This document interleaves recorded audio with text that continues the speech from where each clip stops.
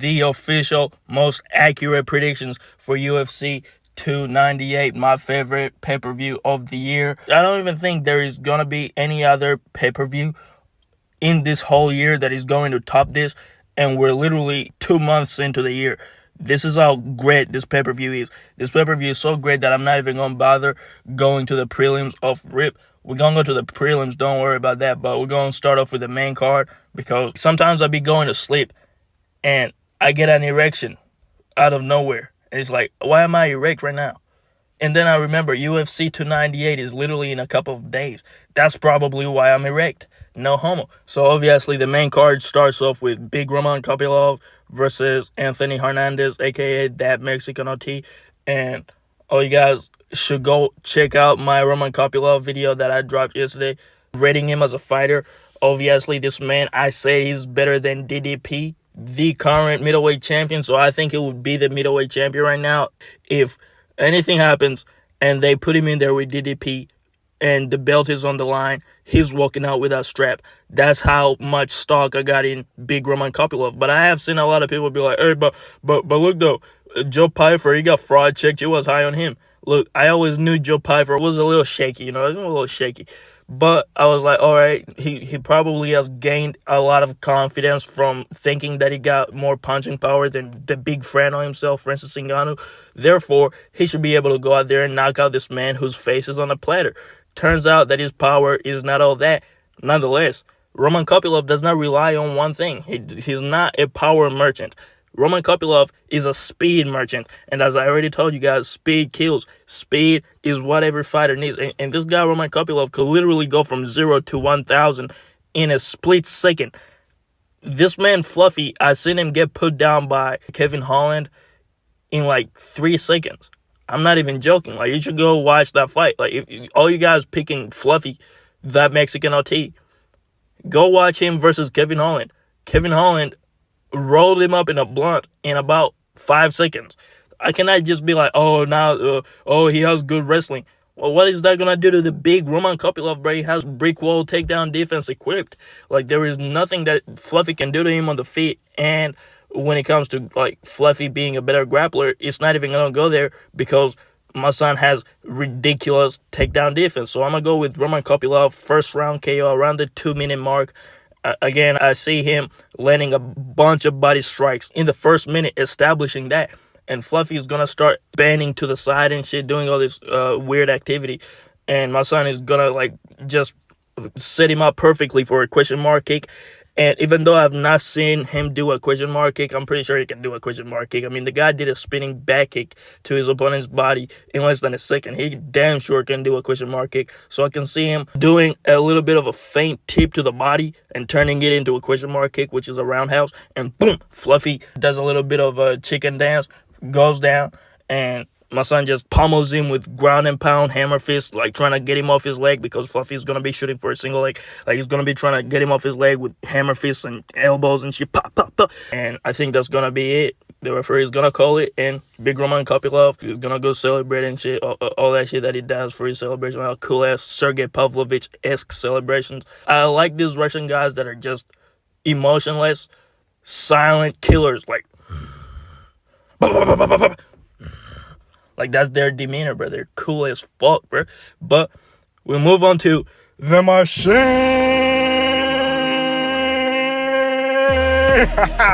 Yes, the machine.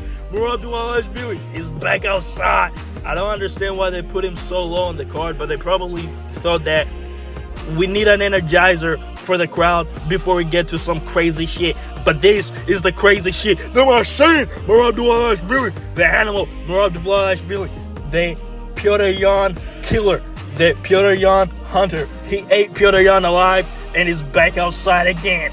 They had set him down for a whole year trying to play with his top, talking about you cannot get a title shot. Oh, you screwed yourself on a title shot because you didn't want to fight your friend, even though you were never going to fight him nonetheless. And we gave it to this gay, goofy, hair color having guy, the title shot that was initially going to be yours, but we were going to give it to him nonetheless. So we're going to just blame it on you because you're a nice guy. You're not going to complain about anything. But in the meantime, we're going to give away your real title shot to a number 6 ranked goofy that got his ass kicked by Corey Sandhagen, who's a guy that got his ass kicked by Petr Yan, who's the guy that the Machine currently owns and has full custody of. Make that shit make sense. Nonetheless, then they were like, the Machine, we need to bring him outside to fight this old washed up ass midget. And they're like, this is not sanctioned murder. The UFC should be arrested right now. I am just joking. UFC, please don't take down my channel. I know you some bitches is trigger happy about that. Nonetheless, this could very well be sanctioned murder.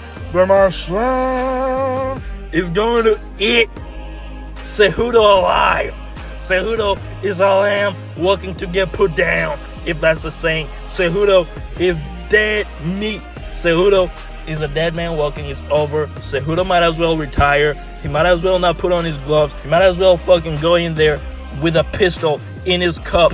As soon as they ring the bell and the Machine starts screaming, because I've seen this with my own 2 eyes. The Machine, they literally rang a bell and the Machine jumped in the air, did a jumping jack at the beginning of a fight.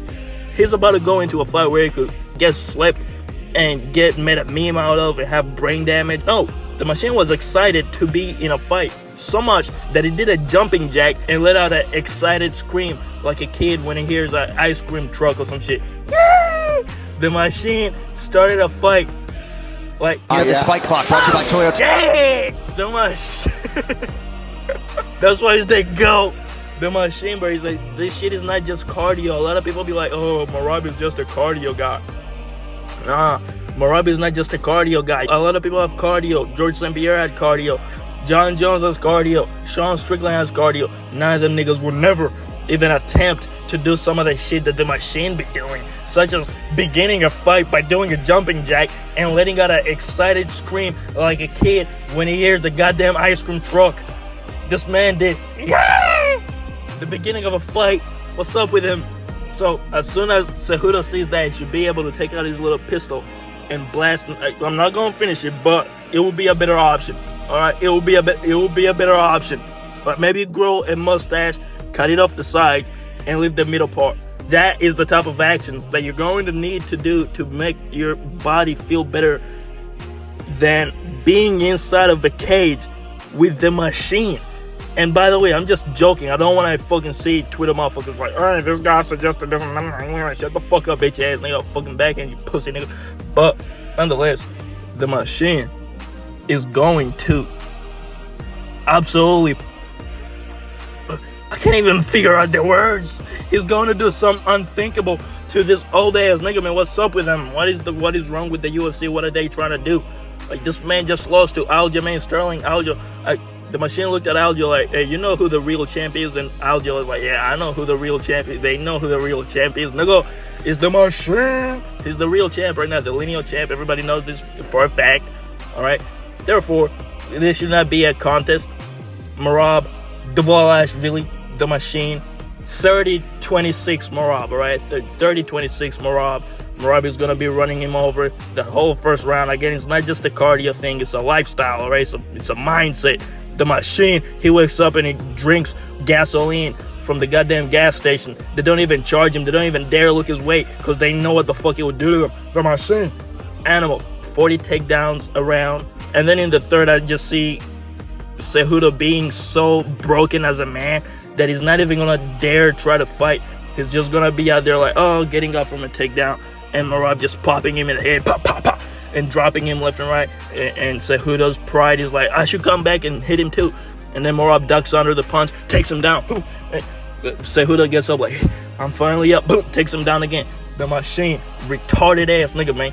He does not care. He does not care. He's going to win this no matter what the fuck happens. And if he does not win it, may God have mercy on anybody else, because the Machine is going to have immense amounts of brain damage, because the only way he's going to lose is by getting knocked out 10 times. I repeat, 10 times, because he's not going to just be settled by getting knocked out once.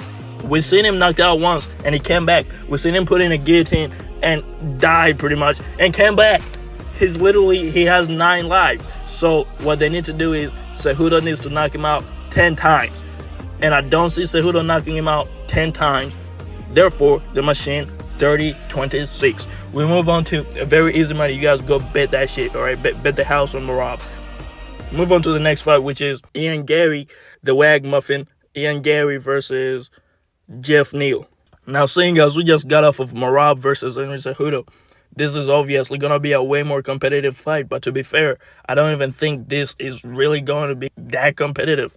I don't know why people act like this is rocket science. Ian Gary is a decent fighter. But if you're getting your little chin tapped by Song Kenan, a 79-year-old Chinese man, you're definitely not beating Jeff Neal. If you're going in there and scraping by a decision against an old-ass Neil Magny, oh, but Neil Magny beat Jeff Neal. I don't care that he was younger. All right, I don't know, like, maybe between the years of 69 and 70, something drastically changes and your bones turn into ash. Neil Magny's bones are currently ash. All right, they're ashes when you burn paper, and it's so perishable that just a simple touch could make it just turn into powder. That's Neil Magny's bones, all of them. The fact that he beat that Canadian soy boy, that's insane to me. That's beyond me. But back when he fought Jeff Neal, maybe he was 68, maybe he was 69, maybe he was 67. He was not 70 because, again, when you turn 70, your bones turn into ashes. So that doesn't count. The fact that Ian Gary beat Neil Magny does not mean jack shit. He's going in there with a man that has 7 Mac 11s, about 8 38s, 9 9s, 10 Mac 10s. The shits never end. Shout out to the Rigo. He enlightened me on the type of guy that Jeff Neal is. He got caught drunk driving and had a Mac 10 in his car.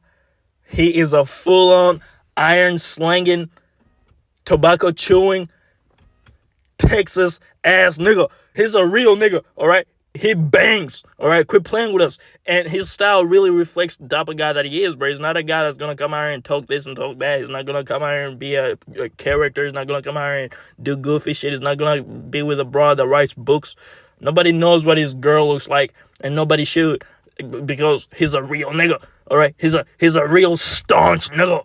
This is the type of shit that we need in the UFC, all right? Somebody that's really about their...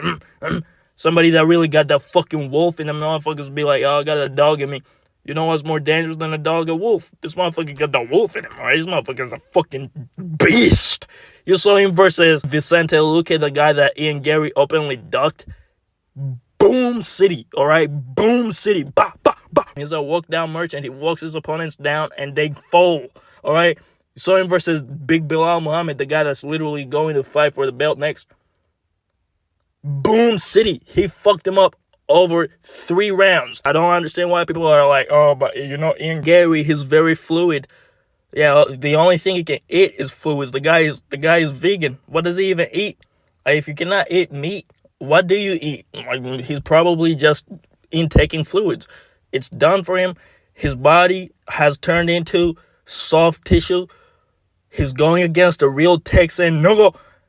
This man's great-grandparents used to be in the field, and you're telling me that he's going to lose to a fucking cuck? Are you out of your mind? Easy money, Jeff Neal, Boom City, and I see this not even going into the second round. I see this being a first round, around the 4-minute mark, KO. I see there being a little bit of a feel-out process because they're both strikers, all right? And by the way, if you saw the Luque fight, my son Jeff Neal took down Vicente Luque, who is a better wrestler than Ian Gary, I would think. I know Ian Gary has been training with Shadis the Bronx, Shoot the Box, but I don't think that's going to do too much for his takedown defense. I don't think they're going to be engaging in grappling. I think, let's say, because it is a possibility that Ian Gary is just too slick on the feet, all right? He just out-maneuvers my son.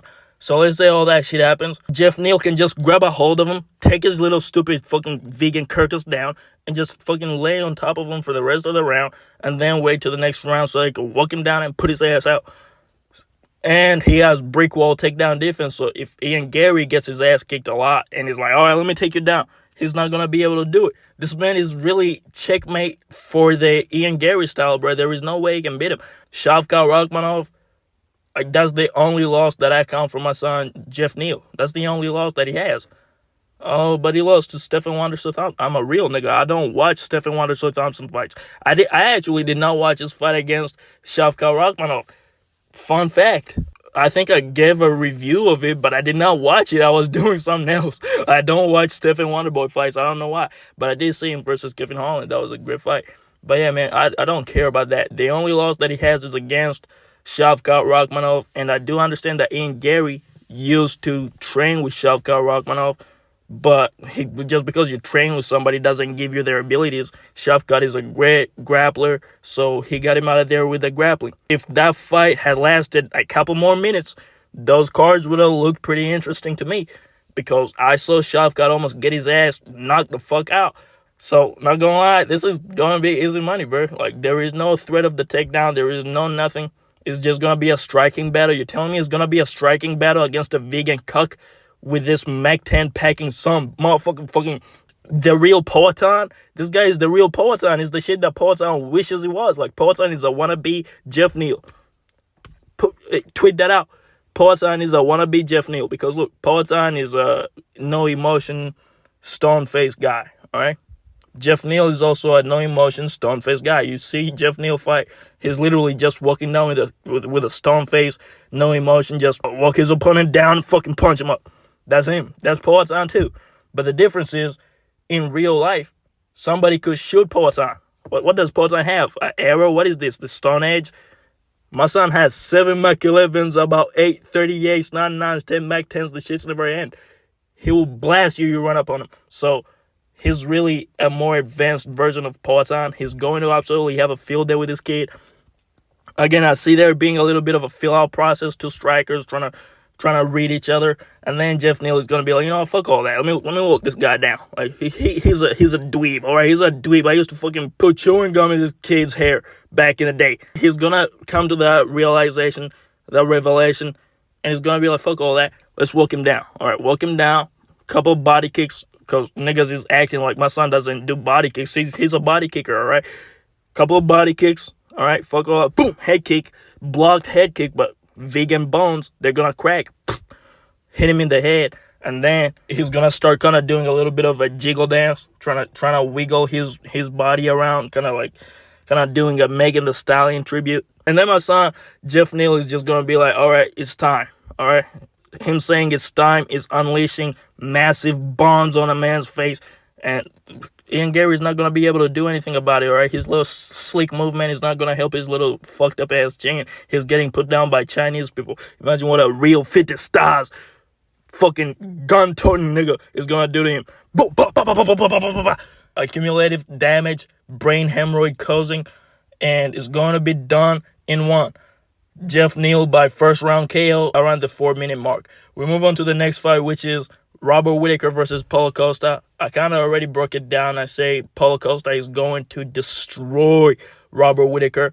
Now the matter is, which round is it going to happen? It's going to look very similar to the Jeff Neal-Ian Gary fight, but the difference is Jeff Neal is more like tied down mindset-wise than Paulo Costa. Paulo Costa is going to need that initial big shot to give him his confidence to walk down Robert Whitaker.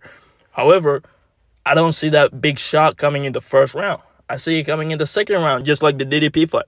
So what I see happening is Robert Whitaker is doing great work in the first round. All right, he's doing a little fancy dance. He's doing the serial gun impression, jumping around karate shit, doing knee stomps, doing jabs, like jumping jabs. No effectiveness whatsoever in his hands. Pillow hands for days. Pillow kicks for days, trying to land some 1-2 head kick type shit. And my son Paulo Costa is going to be eating all that. And then in the second round, the beginning of the second round, Paulo Costa is going to land a big body kick with a lot of swing to it, a lot of air. Like, the arena is going to have like an echo of the kick. It's going to be... And Robert Whitaker is going to fucking lean over like, trying to play it off, trying to have a little bit of a poker face, trying to be like, all right, I'm still bouncing, and then another one, and he's gonna bring his hands down and start walking backwards, all right? Now, when you walk backwards against Paulo Costa, that's when it's over. Paulo Costa is going to swarm him with a bunch of punches. Put him against the cage. And I don't know, DDP type shit where Whitaker just kind of falls down because he wants to get out of there because he has zero dog in him. It's gonna be like a better looking TKO than the DDP TKO, because nothing DDP ever does looks good. But my son Paul Costa is gonna have a better looking TKO because he's gonna dig to the body.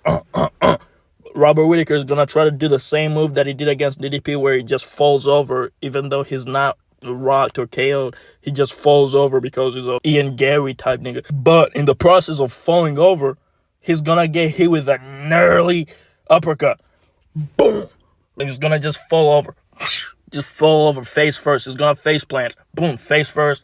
And Paul Costa is not gonna land any follow-up shots. He's gonna turn around and put his hands in the air like, yeah, I did it, type shit. So yeah, man, big Paulo Costa. Now, who do I think Paulo Costa should fight next?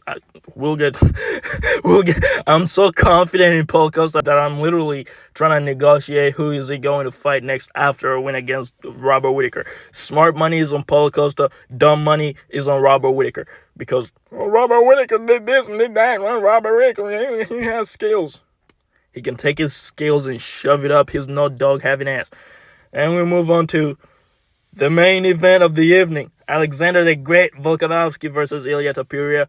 Now, around 7 months ago, I put out a video with a thumbnail that said Volkanovski by murder.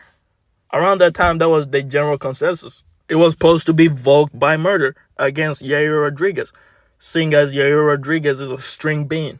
And that's not even because he's Mexican. He's just built like a slinky. No issue with him. He has great skills. Volk by murder right there. All right. Then around October, Volk gets chained by Big Mac, Ramazanovic, NMG General, Islam Makhachev. Ever since then, the Volkanovski view has changed. And a lot of people are like, Volkanovski is chinny. Volkanovski is trash. He's going to lose to this Ilia Topuria guy. I want you guys to please understand, the standard and abilities of Islam Makhachev transcend reality. The man is literally the greatest of all time that is not named John Jones. You know how everybody says the biggest star that's not Conor McGregor, because Conor is totally different thing. Yeah, John Jones is the same way, totally different thing. So Islam Makhachev is the greatest fighter of all time that is not named John Jones. Ilia Topuria, normal, regular, degular guy. All right, he doesn't have the threat of the takedown. Volk could care less about being taken down by this weak-ass motherfucker. Couldn't even put down Josh Emmett. Well, he did put him down, but he couldn't knock him out. But this is the thing. He had a stocky opponent in Josh Emmett. He was struggling to get him out of there in a fight that he was dominating, no doubt. He was dominating the fight. But you really think Volkanovski is Josh Emmett? You really know what the fuck Volkanovski will do to Josh Emmett? I'm not even trying to boost shit up. I'm not even trying to gas shit up. Like, Volkanovski would deadass, like, commit a hate crime on Josh Emmett in that octagon. Like, terrible shit would happen. So, the skill gap is different. The opponent's skill gap is different.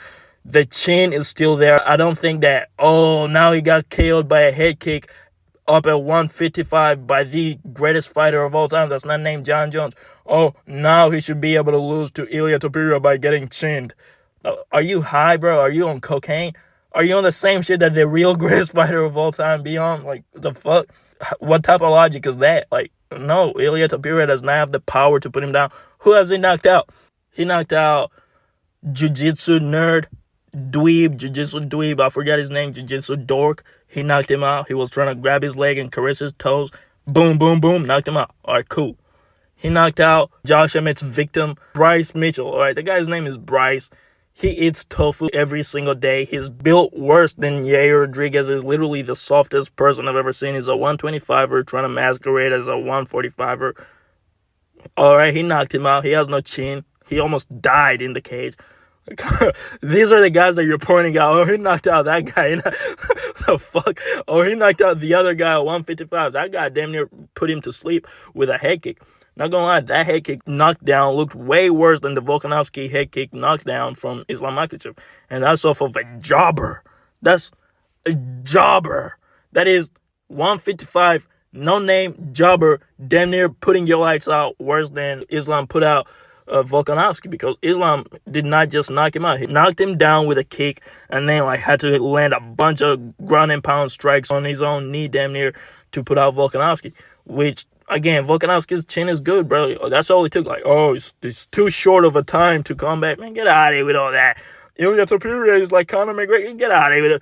What the fuck? Conor McGregor was talking mad shit. Like, he was really that guy. Like, Ilya Topuria, nobody even knows how his voice sounds.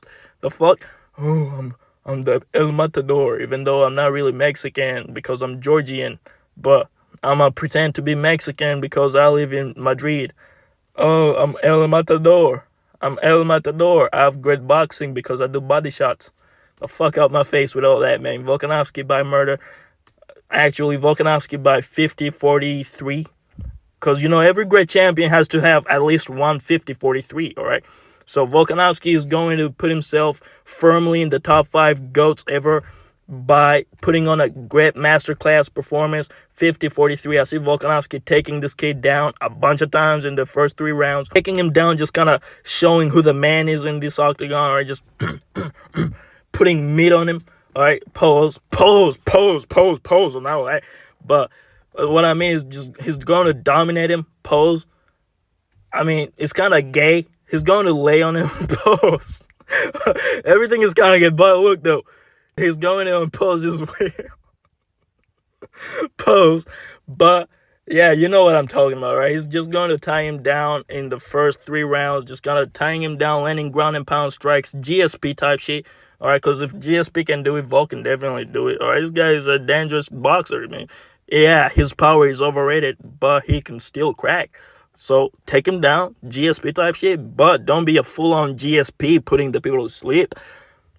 In the 4th and 5th round, he's going to beat his ass, man. He's going to knock him down a bunch of times.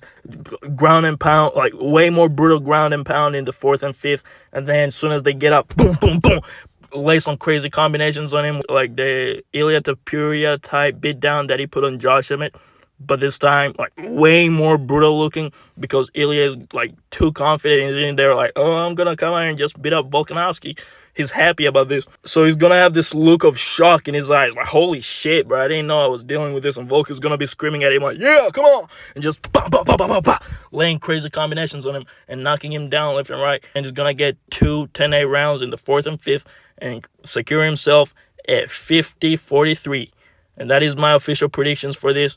Did I say how Jeff Neal is going to knock out Ian Gary? Yeah, he's going to beat his ass, and then Ian Gary is going to crumble against the cage, kind of sitting on his ass, and Jeff Neal is going to be standing over him with uppercuts like, same side uppercuts like 9 times, and then the referee is going to stop it, because the referee is also a fan of the sport, bro. They understand that Ian Gary is the most hated person in the sport, so they're going to let him take a little more punishment from big Jeff Neal. Stop playing with us. That is my predictions for the full card, so if you don't care about the prelims, you can go ahead and like and subscribe. Go check out my Roman Kopylov breakdown. Let me get to these prelims right quick. We're going to storm through these prelims because my voice is tired. Early prelims kick off with Andrea Lee versus Miranda Maverick. I think Miranda Maverick, 8 losses. This women's records be looking crazy. 13 wins and 8 losses. All right, then we move on to Oban Elliott versus the big Val Woodburn, the Chevron goon. Val Woodburn, you all know he got robbed against Bo Nickal. He was supposed to win him a good old 30-27. Bo Nickal robbed him. These judges, they pretended like they didn't see what happened. The referee pretended like he didn't see what happened. Val Woodburn, obviously the Chevron goon, because they called him off his shift at Chevron and they told him, go fight Bo Nickal, and went out there 30-27 Bo Nickal. This guy's a legend of the sport. He should be able to put a bad beating on Oban Elliott. We move on to Josh Quinlan versus Danny Barlow. I got Danny Barlow. He's blacker. We'll move on to the next fight, which Zhang Mingyang versus Branson Ribeiro. Slime, you gotta get a better name. I'm gonna go with Zhang Mingyang. And then we move on to a fellow Chinese, Rinya Nakamura versus Carlos Vera. You know, Rinya Nakamura should come out to the Lil Uzi Vert Nakamura, where he samples Shinsuke Nakamura song. He should come out to that. Rinya Nakamura, man, take that. You're going to become a big star if you use that. I'm going to go with Rinya Nakamura by domination. I'm going to move on to Marcos Rogerio de Lima versus Justin Tafa. I'll go with Justin Tafa by KO. First round KO, swing and bang type shit. Marcos Rogerio is too plotty. Yeah, Justin Tafa is also a plodster, but he's a swing and bang type plodster. So he should be able to go in there, swing his arms a couple times, and Marcos Rogerio de Lima is just going to fall over. And yeah, back to the apex we go, Marcos Rogerio. Amanda Lemos versus Mackenzie Dern. Mackenzie Dern has the most shambolic striking I've ever seen. So she should be able to lose to Amanda Lemos because I don't envision anybody having worse striking than Mackenzie Dern. Mackenzie Dern has the single worst striking shit I've ever seen. She literally goes out there and takes a shit when she starts to strike. She's like, it's like DDP coached her or some shit.